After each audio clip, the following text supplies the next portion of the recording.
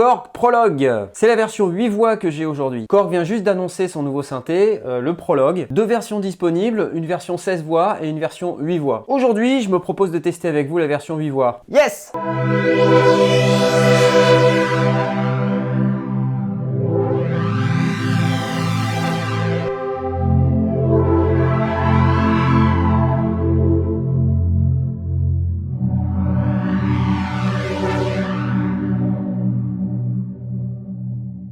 Le Prologue, c'est un synthétiseur analogique polyphonique qui vient en deux versions.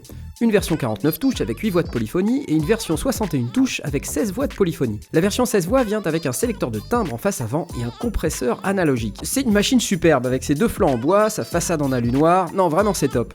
À l'arrière, on va retrouver une prise casque, des sorties stéréo gauche-droite, des entrées-sorties mini-jack pour synchroniser la machine avec par exemple des Volca, deux prises MIDI in-out, pas de prise through, une entrée pour pédale sustain, une autre pour une pédale d'expression, un connecteur USB MIDI pour raccorder le Prologue à votre ordinateur, le bouton on-off et bien sûr l'entrée pour le câble d'Alim. Le Prologue arrive avec deux VCO, c'est donc un véritable analo. Les puristes y trouveront sans doute leur compte. Korg a même doté la machine de quelques presets rappelant les Juno 106 et autres vintage prisés.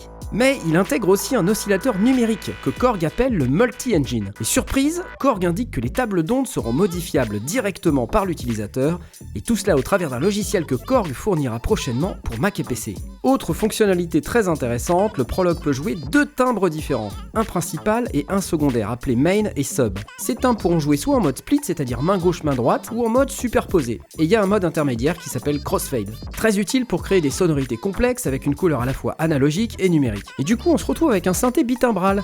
Ça veut dire que chacun des timbres peut être piloté de l'extérieur sur un canal MIDI différent. Très utile dans le cadre d'un usage avec un séquenceur externe, c'est bien vu. En bref, sur le papier, ce Prologue, c'est plutôt chouette. Donc on est devant ce magnifique Korg Prologue analogique polyphonique 8 voix, un clavier de 49 touches sensible à la vélocité, pas d'aftertouch malheureusement. Rapidement un tour du panneau avant, donc on peut voir cette magnifique façade en aluminium brossé noir, avec beaucoup de contrôles en façade, un design qui rappelle beaucoup celui du monologue et du minilogue. On va retrouver le petit écran sur lequel on va pouvoir voir se matérialiser la forme d'onde, c'est super génial. On va retrouver une section master, la section oscillateur avec deux VCO, VCO1, VCO2. Nouveauté des modèles Prologue, on va retrouver un multi-engine. Une section mixeur où on pourra doser les niveaux des différents oscillateurs. Une section filtre résonnant avec un réglage d'enveloppe, fonction drive, low cut et key track. La section relative aux enveloppes, enveloppe d'amplification en haut, enveloppe de filtre en bas. La section LFO avec trois formes d'ondes. 3 vitesses préconfigurées qui peuvent être fast, slow ou BPM. Intéressant sur ce LFO, le réglage fast va nous permettre d'aller dans le domaine audio. Et enfin une section effets sur la droite. Et dans les effets, on va retrouver des effets dits de modulation, donc comme du chorus, du flanger. Également delay et reverb qui sont disponibles sur l'appareil. Donc on sélectionne de cette manière. Je vous propose d'écouter quelques sons.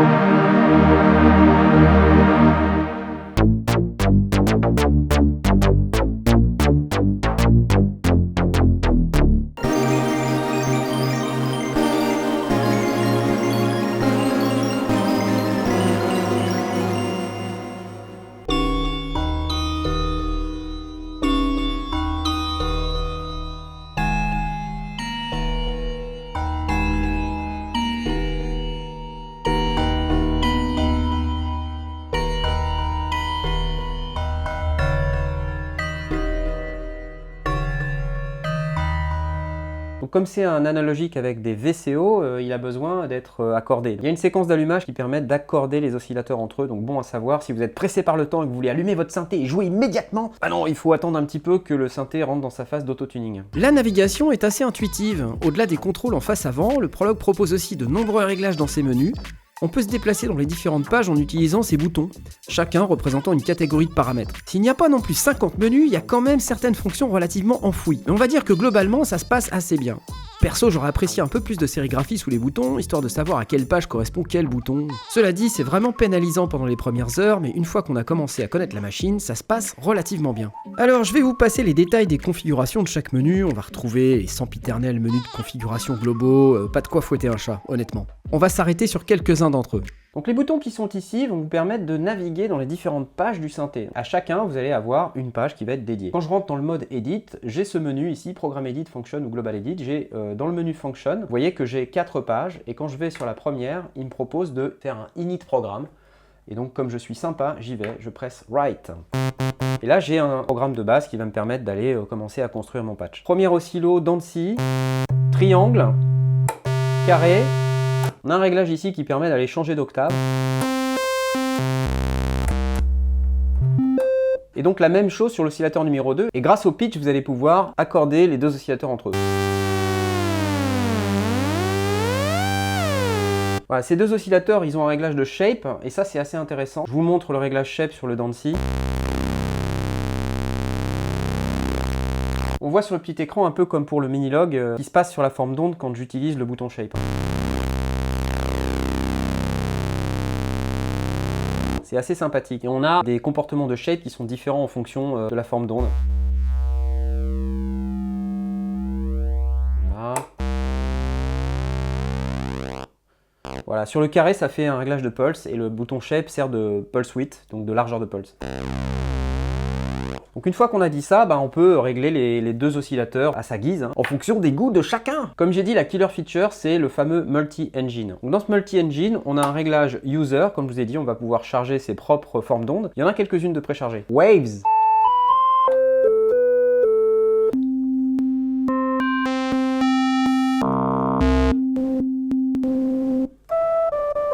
Celui-là est intéressant. Avec ça, ça va être aussi sympa. Alors là aussi.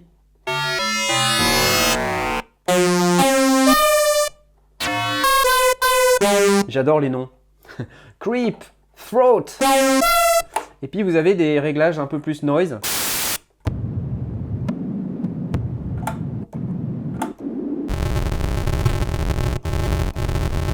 Voilà. Alors ce qui est aussi intéressant, c'est que vous avez également un réglage de shape sur cet oscillateur. Ça va nous permettre d'aller faire des réglages intéressants.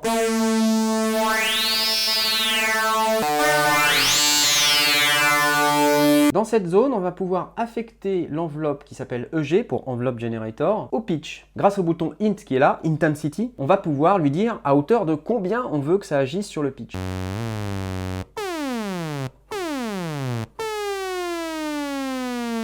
Si je monte l'attaque, ça donne ça. Sympa. Et on peut décider que ça agisse sur tous les oscillateurs, ou uniquement le VCO 1 plus 2, ou uniquement le VCO 2. Ce bouton Int, il a un petit cran qui permet de le remettre bien droit, donc comme ça, si jamais on veut remettre à 0, c'est facile. C'est bien pensé. Le réglage Voice Mode qui est en bas, c'est comme sur le Minilogue, c'est-à-dire que vous avez un mode polyphonique, un mode monophonique qui permet de ne faire aucun accord, un mode unisson, et un mode corde. Le synthé est aussi doté d'un arpégiateur qui est relativement simple mais efficace, donc on peut enclencher avec le bouton On. Un bouton Tap Tempo, assez classique pour fixer le tempo. Range, pour sélectionner le nombre d'octaves. Vous avez plusieurs réglages, range 1, range 2, range 3, range 4. Si je passe sur range 2, et je peux latcher l'arpégiateur, c'est-à-dire le faire durer en maintenant le bouton. Et voilà.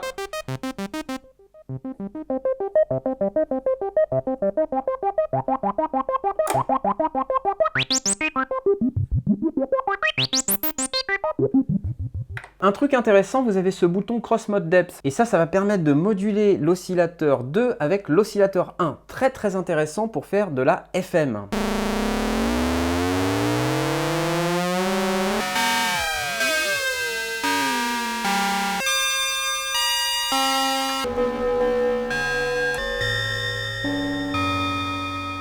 Ça marche super bien avec les triangles.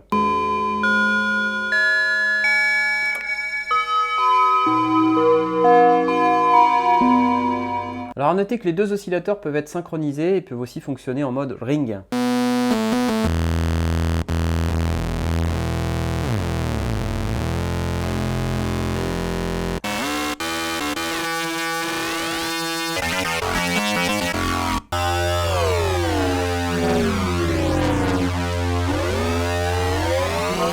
Super cool. Le filtre, vous l'avez entendu il y a quelques instants, il est plutôt sympa, il sonne pas mal. Et ce qu'il y a de vraiment intéressant dans ce filtre, c'est qu'il y a un réglage drive. Et le drive, quand on va utiliser ce sélecteur ici, on va pouvoir le passer alternativement de 0% à 50% à 100%. Ça donne ça. Il est résonnant.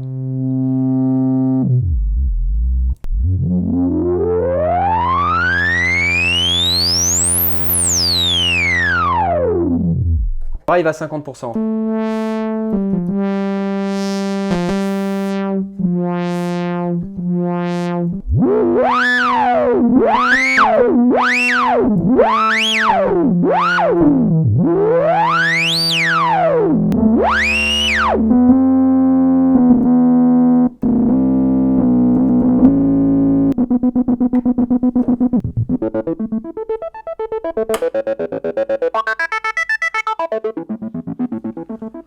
Là, on a un réglage low cut qui va permettre d'ajouter un coupe-bas sur le filtre qui est déjà activé. Et ce réglage-là, key track, va permettre d'adapter la réponse du filtre en fonction de là où on se trouve sur le clavier. Ça, c'est assez classique aussi. Il y a également un réglage d'intensité d'enveloppe qui va permettre d'asservir le filtre à l'enveloppe.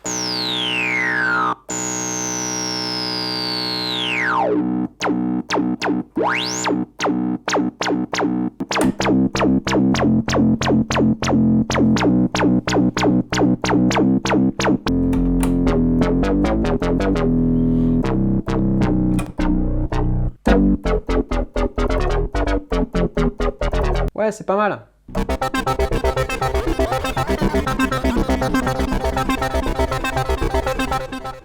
Les enveloppes ont la fonction que vous attendriez d'une enveloppe.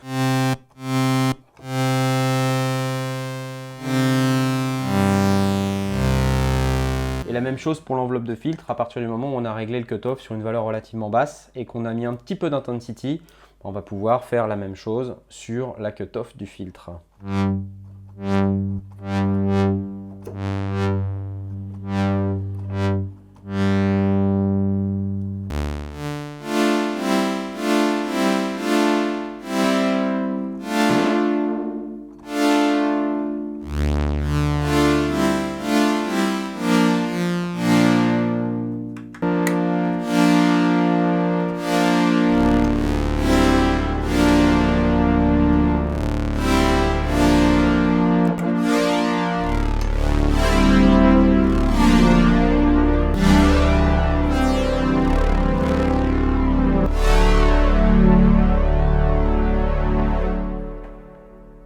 On va trouver ici un LFO. Ce LFO, il va avoir plusieurs destinations. Soit on peut lui dire d'aller sur le pitch, d'aller sur les réglages de shape ou d'aller sur la cutoff. On peut lui régler l'intensité et la vitesse. Et cette vitesse, elle peut être asservie aussi au BPM. Donc quand on est en réglage BPM ici, ben ça va conditionner la manière dont LFO rate s'affiche. Vous voyez ici que si on est en slow et qu'on règle le rate, il va s'afficher avec des valeurs en millisecondes.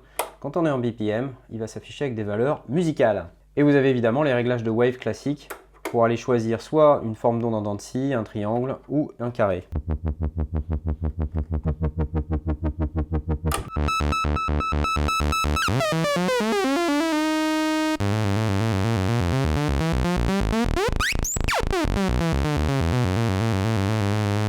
Alors là, tout de suite, ce qu'on peut trouver dommage, effectivement, c'est que la forme d'onde carrée, elle n'est pas musicale, au sens où, comme sur d'autres synthés, on peut avoir un réglage qui se base sur une note d'origine et qui ensuite va générer une onde carrée à partir de cette note. Ici, c'est pas le cas, elle va au-dessus et en dessous de la note. Du coup, c'est un tout petit peu compliqué à utiliser musicalement.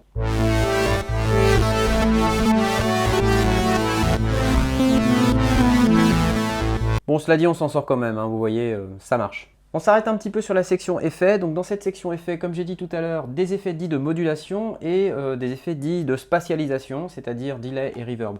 La modulation, on peut trouver les effets ici avec ce petit sélecteur. Quand on va monter, on va passer alternativement du phaser au flanger, au chorus, à l'ensemble. Et sur le delay reverb, on va pouvoir sélectionner soit delay, soit reverb, donc avec le sélecteur, reverb ou delay, ou mettre tout bonnement les deux effets à off. Le Prologue, il va avoir aussi une fonction particulière qui est intéressante, c'est qu'il va pouvoir gérer deux timbres différents dans un seul patch. Alors qu'est-ce qu'un timbre? Un réglage de face avant, complet, que le réglage de VCO, multi-engine, filtre, mixeur et enveloppe. Vous allez pouvoir donc créer deux de ces timbres par patch. Et ces timbres, vous allez pouvoir soit les répartir sur le clavier, avec un timbre du côté gauche, un timbre du côté droit, ou vous pouvez aussi les superposer, c'est-à-dire que vous allez avoir deux sonorités différentes sur un seul patch. Il y en a un qui s'appelle Main et l'autre qui s'appelle Sub. Et en fonction de où je vais être dans le menu, je vais éditer soit le timbre Main, soit le timbre Sub. Donc voilà, c'est pas forcément quelque chose qui est extrêmement simple à manipuler. Sur ce Prologue 8 voix, vous n'avez pas un bouton qui vous permet de passer d'un timbre à l'autre. Vous avez cette fonction sur le Prologue 16 voix, donc un petit sélecteur supplémentaire sur le côté gauche qui va vous permettre de passer d'un timbre à l'autre. Vous voyez en bas de la fenêtre, il y a ces petits boutons là, et ça veut dire qu'il y a plusieurs pages. On va pouvoir aller comme ça de page en page. Donc ici, on va pouvoir dire si on veut un subtimbre. Sur la deuxième page, on va pouvoir indiquer au Prologue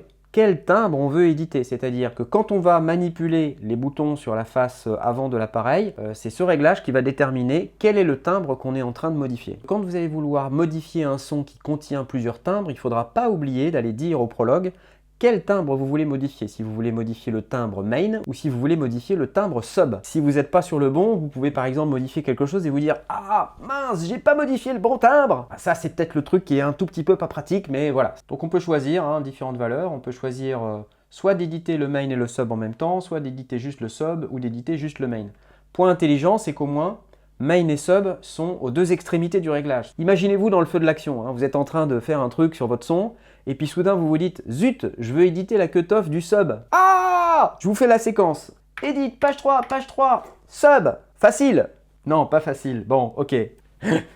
Oh, c'est la vie, vous savez, tout n'est pas parfait dans la vie. Il y a toujours un truc qui déconne quelque part. Voilà, je crois qu'on a trouvé. Là, on décide comment les timbres sont superposés, soit en layer, soit en crossfade, soit en split. Donc layer, ils sont complètement superposés. Crossfade, ils vont progressivement aller du timbre main au timbre sub, ou inversement, parce qu'on peut les échanger aussi. On peut aussi régler la balance de volume entre les deux timbres. Là, on peut échanger les timbres sub et les timbres main. Et vous avez le split point réglable. Ici, il est réglé à C4, donc c'est vous qui choisissez. Et je ne sais pas si vous voyez ici, mais on a un petit symbole S, qui veut dire qu'on est en train d'éditer le sub. Et quand vous êtes en train d'éditer le main, c'est un petit M qui s'affiche. Petit moyen mnémotechnique. Intéressant également, vous pouvez dire à l'arpégiateur s'il doit arpégier le main et le sub ou juste l'un des deux sons. Très pratique pour pouvoir fabriquer des sons un petit peu dynamiques. Et ensuite, vous pouvez router le multi-engine avant ou après l'enveloppe de filtre. Donc ça peut être intéressant aussi pour faire des sons filtrés sur la partie analogique, mais non filtrés sur la partie multi-engine. Dans les réglages d'effets, lorsque vous allez être dans la section de modulation, vous allez pouvoir sélectionner vos effets de cette manière-là. On peut déterminer quel type d'effet on a.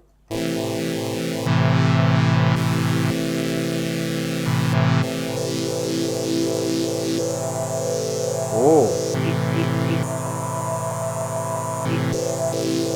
J'aime bien le small réseau. On peut également trouver des réglages additionnels sur les reverbs dans cette section, ce qui va nous permettre d'aller choisir l'algorithme de reverb.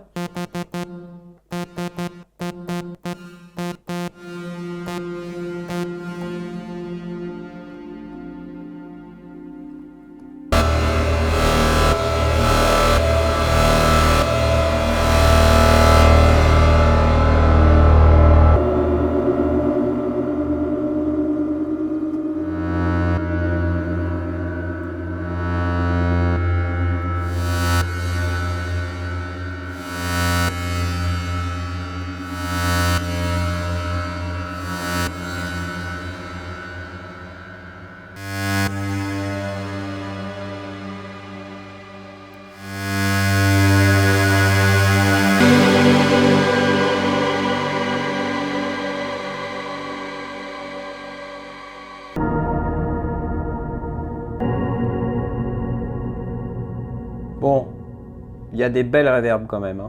Ouais, c'est super. Donc c'est là qu'on peut décider si on met de l'effet sur le main ou le sub ou sur les deux, et on peut décider ça pour les effets de modulation et les effets de spatialisation. Bon, alors qu'est-ce que j'en pense? Globalement, c'est vraiment un chouette synthé, il sonne vraiment analo, il a des super sons, 2 VCO, c'est vraiment sympa. 8 voix polyphoniques, ça aussi c'est une performance. Dans ce petit package, somme toute, c'est vraiment pas mal. La killer feature, c'est vraiment le multi-engine. Vous avez pu voir, ça fait des sons super.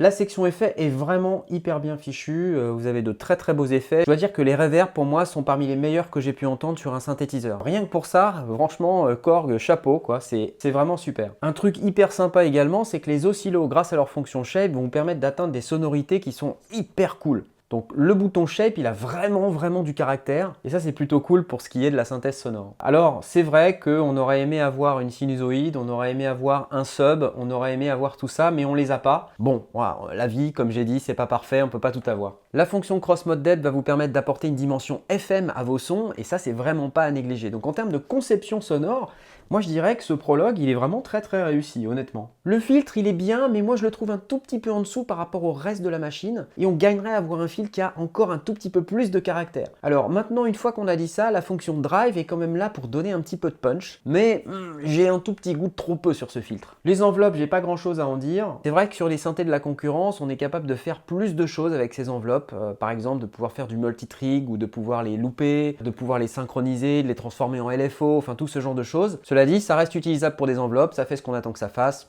Que demande le peuple? Le LFO est vraiment sympa, le fait qu'il aille dans le domaine audio, ça apporte encore une dimension supplémentaire par rapport à la synthèse sonore qui est possible de faire sur ce Prologue. Après, je vais être franc avec vous, en termes de modulation, je reste complètement sur ma faim. J'aimerais bien qu'on puisse moduler beaucoup plus de choses, qu'il y ait beaucoup plus de sources, beaucoup plus de destinations. Il n'y a pas de mode Matrix par exemple, oh, c'est vraiment dommage. Et surtout les gars, surtout, je sais pas si vous avez noté, mais il n'y a pas de séquenceur.